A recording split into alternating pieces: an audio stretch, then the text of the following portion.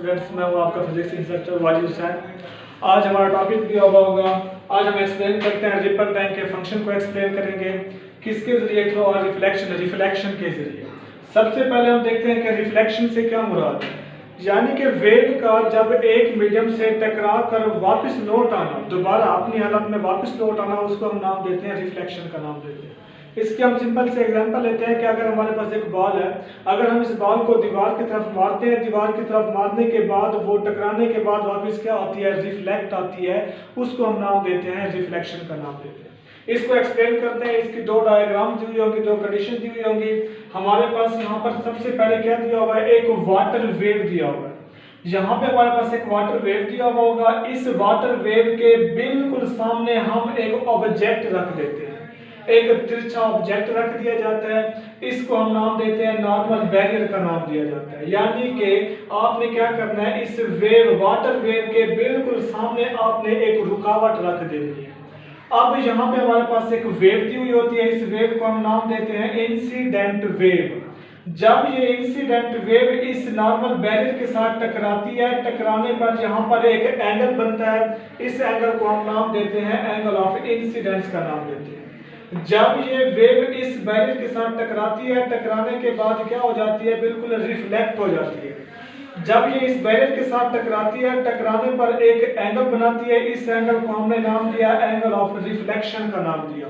इससे पहले हमने नाम दिया था एंगल ऑफ इंसिडेंस। जब ये टकराती है, टकराने के बाद रिफ्लेक्ट होती है, रिफ्लेक्ट होने के बाद यहाँ पर एक एंगल बनता है, इस एंगल को हम नाम देते हैं एंगल ऑफ रिफ्लेक्शन का नाम देते हैं। यहाँ पे एक पॉइंट बना हुआ है कि speed of water in wave, sorry speed of water, speed of wave in water, पानी के अंदर जो वेव की स्पीड होती है वो डिपेंड करती है डेप्थ ऑफ वाटर, मतलब के पानी की गहराई पर।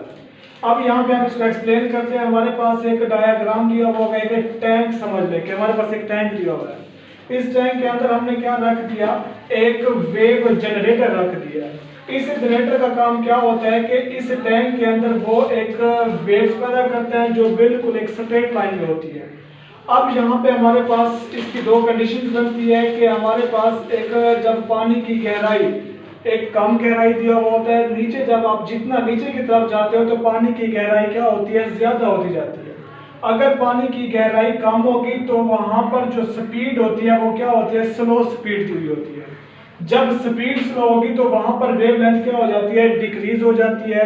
अगर आप पानी के अंदर जितना गहराई में चले जाएंगे, नीचे की तरफ जाते हैं, तो वहां पर जो आपके पास स्पीड होती है वो क्या हो जाती है, फास्ट हो जाती है, ज्यादा हो जाती है।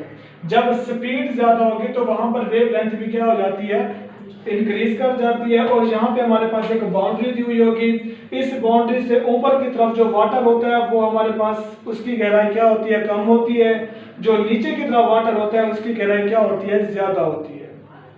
अगर गहराई कम होगी तो वहां पर स्पीड भी क्या होती है, स्लो होती है, लेकिन वेवलेंथ वहां पर डिक्रीज हो जाती है।